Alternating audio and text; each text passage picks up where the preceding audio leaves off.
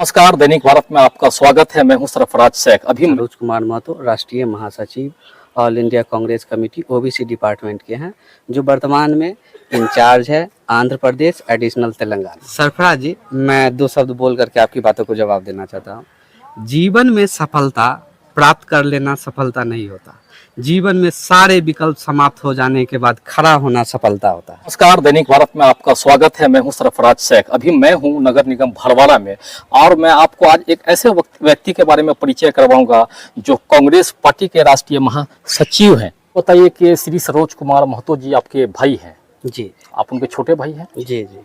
अच्छा, तो उनका स्टडी कहाँ से हुआ?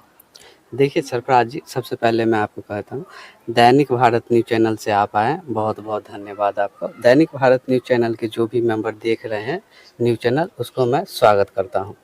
मैं आशुतोष कुमार आपको बताना चाहता हूँ कि मेरे भाई जी श्री सरोज कुमार महतो राष्ट्रीय महासचिव all India Congress committee OBC department के हैं, जो वर्तमान में इंचार्ज है आंध्र प्रदेश एडिशनल तेलंगाना। तो मैं आपके बातों को जवाब देना चाहता हूँ सरफराज जी। आपकी जो प्रश्न है कि श्री सरोज कुमार महतो राष्ट्रीय महासचिव जी जो स्टडी किए हैं उनके बारे में, सबसे पहले मैं बताता हूं कि उनकी पृष्ठभूमि ग्रामीण रहा है और बिहार बोर्ड से उन्होंने 11th-12th किए।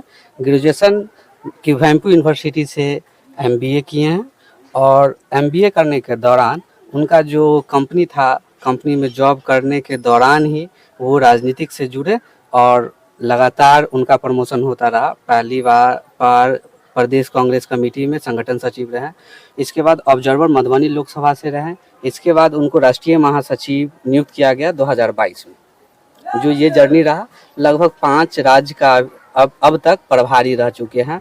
पहला कर्नाटक, दूसरा महाराष्ट्र, तीसरा उड़ीसा, वर्तमान में अभी आंध्र प्रदेश एडिशनल तेलंगाना है जो 5 राज्य का ऑब्जर्वर है। फिलहाल उनको जो भी प्रदेश कांग्रेस कमेटी में जो इलेक्शन स्टेट का हुआ है, लगभग 8 स्टेट का उन्होंने ऑब्जर्वर रहा है। पहला कर्नाटक, दूसरा उड़ीसा, तीसरा मध्य प्रदेश, चौथा गुजरात, छठा आंध्र प्रदेश, 7वां तेलंगाना। इन जो भी विधानसभा चुनाव हुआ है उनके कहीं ना कहीं एक डिस्ट्रिक्ट का इनको मेन प्रभार दिया गया, जो इनका रणनीति रहा, सलाहकार रहे, जो जीत करके इन्होंने कांग्रेस पार्टी को समर्पित किया और लगातार इनका इंक्रीजिंग होता जा रहा है। अच्छा, ये बताइए कि इनका पॉलिटिकल करियर कब से स्टार्ट हुआ? इनका पॉलिटिकल करियर जब ये दरभंगा में स्टडी कर रहे थे 12th में, तब से इन NISY से जुड़े हुए थे। तो स्टडी करने के दौरान NISY के साथ इनका पटना चला जाना हुआ, तो पटना गए तो फिर भी बिहार प्रदेश कांग्रेस कमेटी से, जैसे होता है ना, बच्चे को जब मन न लगे तो कांग्रेस कमेटी चला जाना, अपना सिलेबस पूरा करने के बाद कांग्रेस कमेटी चला जाना। फिर इन्होंने दिल्ली चला गया, तो दिल्ली भी कांग्रेस मुख्यालय से लगातार ये जुड़ते रहे और जब पेशे में परिपूर्ण हो गए तो अशोक गहलोत साहब ने डायरेक्ट इनको वार्तालाप करके यहाँ तक, वो पहले बिहार प्रदेश कांग्रेस कमेटी में जगह दिए, इसके बाद सेंट्रल कमेटी में जगह दिए और इसके बाद विभिन्न राज्यों में जो चुनाव हो रहा है वो लगातार इनको कोई ना कोई प्रभार दिया जाता ही। अच्छा, ये बताइए, अभी मैं जहाँ पर बैठा हूँ ये जाले क्षेत्र का इलाका है और यहाँ का बहुत ही बुरा हाल है, बहुत बुरा सिचुएशन है। इसको लेकर के आपके भाई जी का क्या ख्याल है? मेरे भाई जी का जो रणनीति है कि जाले विधानसभा क्षेत्र के जनता तो बराबर उनसे मिलते ही हैं। जो भी देखता हूं मैं, घर पे आते हैं तो लगभग अगस्त में 7 दिन का, 1 से 5 अगस्त तक का इनका टूर था घर का, इसके बाद 17 से 25 अगस्त तक का टूर था। तो जो भी कार्यकर्ता आते हैं, जितना संभव हो सके भाई जी को उतना तो मदद कर ही देते हैं और लगातार जाले विधानसभा के जनता का ये आग्रह है कि आप इस बार टिकट लेकर के आइए। तो भाई जी का कहना है कि मैं तो सेंट्रल कमेटी में हूँ, ये दायित्व तो माननीय श्री राहुल गांधी जी, राष्ट्रीय अध्यक्ष मल्लिकार्जुन खड़गे जी का है, जो उनका जो निर्णय रहेगा वो हुआ जाएगा। मेरे तरफ से अभी कोई परिपूर्ण नहीं है। जाले विधानसभा की जनता और देश की जनता को मैं हमेशा सेवा करता रहूंगा, जो मुझसे संभव हो वो तत्पर मैं हमेशा रहूंगा। तो क्या आपके भाई जी इस बार टिकट लेके आएंगे? जाले क्षेत्र की जनता इंतजार करे। देखिए, जाले विधानसभा क्षेत्र की तो जनता से बराबर हम लोग जुड़े हुए हैं। मेरे पापा जी 10 साल का सिंहवाड़ा प्रखंड कांग्रेस कमेटी के अध्यक्ष रह चुके हैं और जाले विधानसभा की जनता जैसे 2020 में हुआ था, जाले विधानसभा की जनता खुद विवेकशील है, आप भी विवेकशील हैं। व्यक्ति ये समझ सकते हैं, जब प्रदेश कांग्रेस कमेटी में थे मेरे भाई साहब, तब उनका टिकट लमसम में जाकर से समाप्त हुआ था, जो मिलने के कगार पर था। जो भी कांग्रेस वर्किंग कमेटी के मेंबर हैं, जिला मुख्यालय के हैं, उनको भली भांति पता है ये बात। और रही बात इस बार मिलेगा कि नहीं, आप लोग कांग्रेस पार्टी प्रदेश अध्यक्ष माननीय श्री मल्लिकार्जुन खड़गे, राहुल गांधी जी जानेंगे, और राष्ट्रीय महासचिव है, लगभग हर स्टेट में इलेक्शन हो रहा है, तो वहाँ तो बराबर जा ही रहे हैं मेरे भाई जी। तो उनका दायित्व अगर दिया जाएगा तो निसंदेह जाले विधानसभा क्षेत्र के जनता को हम तत्पर रहेंगे। क्या आश्वासन दीजिएगा जाले क्षेत्र की जनता को? जाले विधानसभा क्षेत्र की जनता को यही आश्वासन देना चाहेंगे हम कि जाले विधानसभा में जो वर्तमान में विधायक है जीवेश जी, वो लगभग 3 मंत्रालय रह चुके हैं, साइंस टेक, श्रम और लेबर डिपार्टमेंट। जो जाले विधानसभा की जो रणनीति, जो द्वेष भावना है, इनकी सबसे पहला वर्क रहेगा।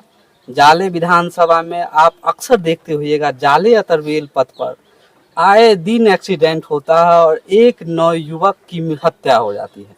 सबसे पहला अगर काम रहेगा, अगर जाले विधानसभा की जनता अगर मेरे भाई साहब को जिताते हैं, तो जाले विधानसभा जाले अतरवेल पथ पर जो घटना हो रही है, सबसे पहले इसको नियंत्रण किया जाएगा। और ये 110% मैं कह रहा हूँ कि ये नियंत्रण हो जाएगा। जो एक्सीडेंट हो रहा है, इसको मेरे भाई साहब पहला समाप्त करेंगे। दूसरी बात, श्रम मंत्रालय होने के बाद भी जीवेश जी जाले विधानसभा से लगभग मैं गिनने के तत्पर हूँ कि 500 व्यक्ति को भी जॉब दे दिया है क्या? अगर ये नहीं कर सकते हैं जीवेश जी, मानिए श्रम मंत्रालय हो करके अगर लेबर डिपार्टमेंट में अगर 500 व्यक्ति को भी जॉब नहीं दे सकते हैं, तो लालत है ऐसी मंत्रालय पे। अगर जाले विधानसभा की जनता ने मेरे भाई साहब को जिताया, भविष्य में अगर कुछ दायित्व दिया गया, तो सबसे पहले मैं इस चीज को समाप्त करूंगा। जो लेबर डिपार्टमेंट है, जो घर से बाहर जा रहा है, यहाँ के जो उद्योग है, पान है, मखान है, मत्स्य है, मैं इस इंडस्ट्रीज को इंक्रीज करवाऊंगा। और जो होगा यथासंभव इंडस्ट्रियल एरिया, जैसे मखान का जीआई टैग मिल गया, अति पान का जीआई टैग मिल गया, ये पूरे इंडिया में कहीं नहीं हो सकता है, सिर्फ मिथिलांचल में हो सकता है। तो मैं इस चीज को ब्रांड एम्बेसडर बनाना चाहूँगा।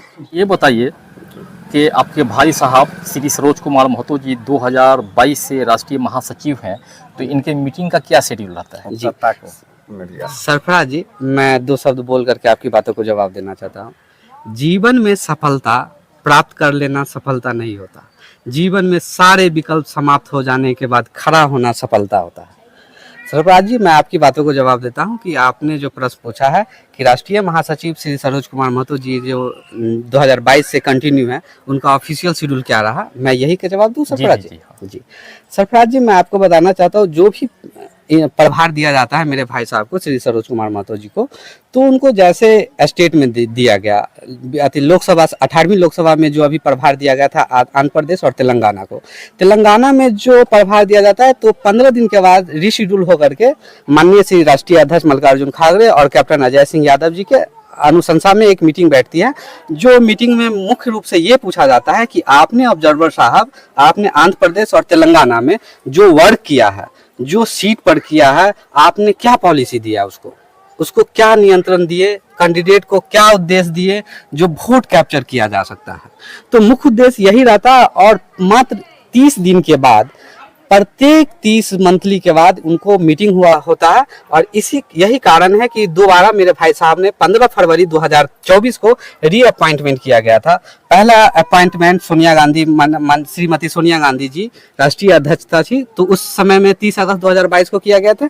और 15 फरवरी 2024 को माननीय श्री मल्लिकार्जुन खड़गे जी के नियंत्रण में वो राष्ट्रीय महासचिव नियुक्त किए गए थे। और लगातार मेरे भाई जी को ऑब्जर्वर इंचार्ज ये लगातार इंक्रीज करता जा रहा है।